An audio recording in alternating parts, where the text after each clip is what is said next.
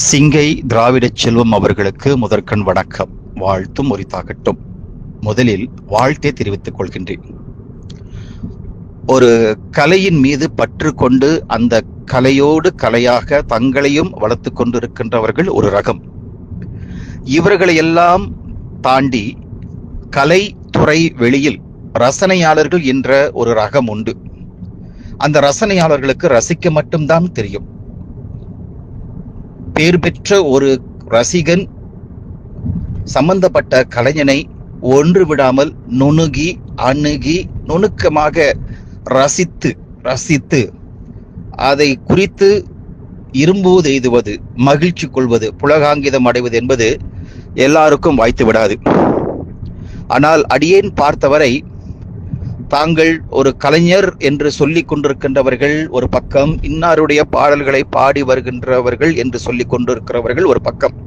ஆனால் நீங்களோ, சிங்கை திராவிட செல்வம் அவர்களே, நீங்களோ பாட்டரசர் டி.எம். சௌந்தரராஜன் அவர்களை தவிர வேறு எவரையும் அந்த இடத்தில் வைத்து ஒப்பிட்டு பார்க்க முடியாத அளவுக்கு மிக மிக உயரத்தில் வைத்திருக்கின்றீர்கள் நமது பாட்டரசர் டி.எம். சௌந்தரராஜன் அவர்களே.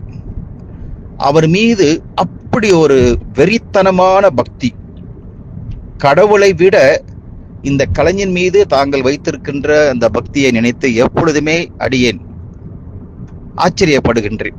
வியப்பு ஒரு பக்கம், ஆச்சரியம் ஒரு பக்கம். இப்படியும் ஒரு மனிதரா என்று எனக்குள் நானே கேள்வி கேட்டுக் கொண்டிருக்கின்றேன்.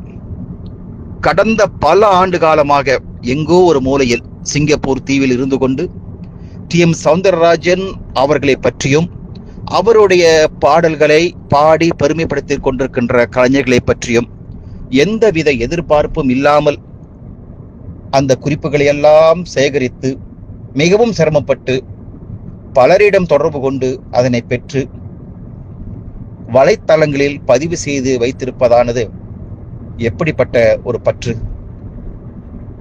கடைசி மூச்சு வரையும் இப்படித்தான் இருப்பீர்களோ என்று நினைக்கும் பொழுது மிக மிக ஆச்சரியத்தில் ஆழ்ந்து போய்விடுகின்றேன். இந்த பணிக்காக உங்களுக்கு என்ன செய்யலாம்? அகில உலக டிஎம்எஸ் பேரவை என்று ஒன்றிருந்தால் தமிழகத்தை தாண்டி அயலூரில் இப்படி ஒரு பதிவாளர் இருக்கிறார் என்று நினைத்தால் தங்களை கனம் செய்ய வேண்டும். ஒரு மாபெரும் சபையில் உங்களை பாராட்ட வேண்டும். காரணம், ஒரு காலத்தில் கலைஞனுடைய படைப்புகள் அழியாமல் போகலாம். ஆனால் காலம் காலமாக அது நிலைத்து நின்றாலும் கொஞ்சம் சரிவு ஏற்படும், குறைந்து போகும். அந்த சரிதலை சரி கட்டுவது நீங்கள் தான். நீங்கள் ஆவணப்படுத்தியிருக்கின்றீர்களே வலைத்தளங்களில், அவைதான். இப்பேற்பட்ட பற்றாளரை இந்த உலகம் கௌரவிக்க வேண்டும், போற்ற வேண்டும். இந்த நேரத்திலேயே இந்த வாழ்த்தை சொல்லி விடுகின்றேன். ஒரு மனிதன் இருக்கின்ற பொழுதே வாழ்த்தி விட வேண்டும். மறைந்த பிறகு சொல்வதில் எந்த ஒரு பயனும் கிடையாது. அதனால் சிங்கை திராவிட செல்வம் அவர்களை உளப்பூர்வமாக வாழ்த்துவதிலே மிகவும் பெருமையாக கொள்கின்றேன்.